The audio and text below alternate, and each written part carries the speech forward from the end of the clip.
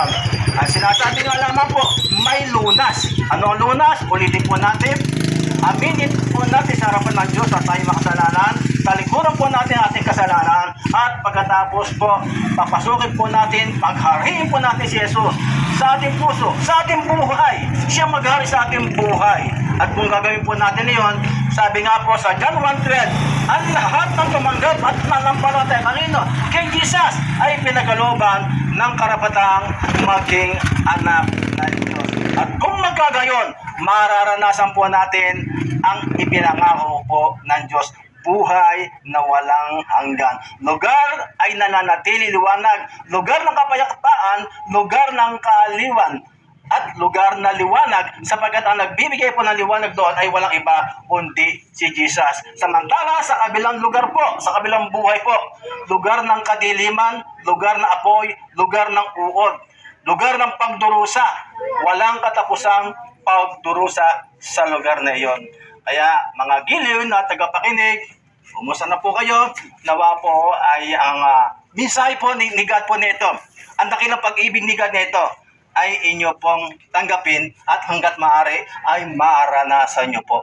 Upang sa ganoon, magkaroon po tayo ng kasiguraduhan at katiyakan ng buhay na walang hanggan. Salamat po, nawa po ay patuloy po kayong pagpalain ng Panginoon. Hindi po ito sekta, hindi po ito reliyon, sapagkat ang reliyon po ay nagagamit pa po sa paghahanap buhay. Nagagamit po ito sa pagbibisnes. Ang reliyon, hindi po sa ibang simbahan ang usapan dito para ka lang ay maligtas. Hindi sa inyong lingkod, hindi sa mga pastor, hindi sa mga kilala natin, mga alagad ni Kristo. Ang tanging kaligtasan lamang po, sabi nga po, sa John 14:6, sabi po doon, walang ibang daan, kundi si Kristo. Ako ang daan, katotohanan, at ang buhay. Walang makakaparong sa Ama, kundi sa pamamagitan ng pagtanggap at pananampalataya na walang iba kundi kay Jesus. Si Jesus na nagbuwis ng buhay. Si Jesus na tumubos sa atin sa ating mga kasalanan para po tayo ay maibalik po sa Diyos. Ang gagawin na lang po natin para magkaroon po tayo ng tunay na kaugnayan sa Diyos, ulitin ko po, tanggapin, sampalataya si Jesus at pagsisihan po natin ang ating mga kasalanan, humingi po tayo ng tawad po sa Diyos. Ganun lamang po at nawa po ay pagpalain po kayo ng Panginoon. At ako po'y mananalangin po para sa inyo po. Diyos, makapangyarihan sa lahat na lumalang ang langit at lupa sa mga oras po nito. Tunay nga po, Panginoon, na hindi ito aksidente. Yes. Na kami, Panginoon, ay napatungo dito.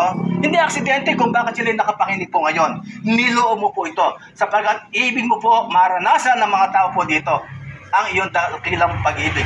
Kundi hindi lang maranasan, kundi magkaroon po sila ng tunay na kaugnayan po, Panginoon, sa inyo.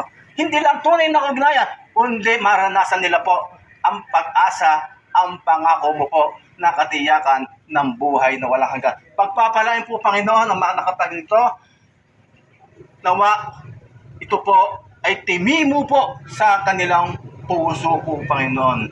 Ingatan mo po sila, huwag mo po sila pakukulangin sa mga pangangailangan nila po sa araw-araw. Salamat po, Panginoon, salamat po. Ito po ay aming hiling, dinadalangin sa makapangyarihang pangalan ng iyong bugtong na anak na tinanggap ng mga tao ito bilang Panginoon at sariling tagapagligtas sa kanilang buhay, na nag-alay ng buhay para sa kanila na walang iba kundi ang Panginoong Kristo. Amen. Amen. Salamat po sa ikakunting oras po ng pakikinig po niyo. Pagpalain po kayo ng Panginoon. Kasi po, okay, salamat po.